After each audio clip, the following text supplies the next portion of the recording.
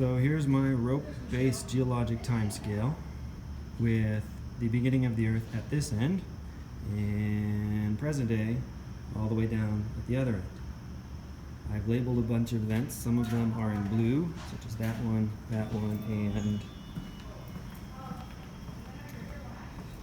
this one down here. These three are from your table.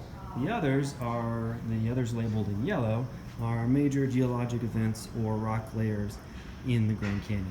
They aren't in your table, but I just wanted to point something out about the Grand Canyon, so I'll get to that here in a second. So I should tell you before I start that when I constructed my rope, I measured everything in meters. So for example, I have 1 meter marked with pink tape there, meter number 2 there, etc. And so in the instructions I gave you, I said do all of your measurements and calculations in feet, but if you want to do it in meters, that'll work just fine too. So some major geologic events on my time scale related to the Grand Canyon. One is the uplift of the Kaibab Plateau. That's the region of northern Arizona that has the Grand Canyon carved into it. That occurred about 60 million years ago, give or take.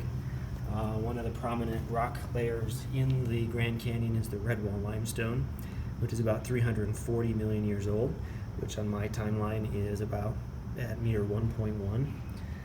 Another prominent layer is the Tapeats sandstone, which formed about 525 million years ago at 1.7 meters. And we can go a little farther back in time, for example, to one of the bottommost layers, the Bass limestone, which is about 1,250 million years old, or 4.1 meters. Last thing I want to mention is just to point out that if we look at the timeline big picture here,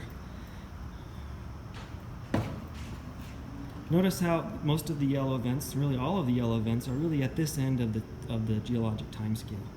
If you go to the Grand Canyon and look at the rock layers and think, man, these rock layers are really, really old.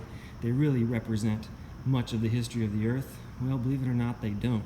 They're relatively young. The oldest rock layer in the Grand Canyon is only about 1.8 billion years, 1,800 million years. And that's far less than half the age of the history of the Earth. Most of the information that we have, the geologic information we have from the Grand Canyon, represents this end of the geologic timescale, relatively recent. Okay, there you have it. There is my rope-based geologic timescale.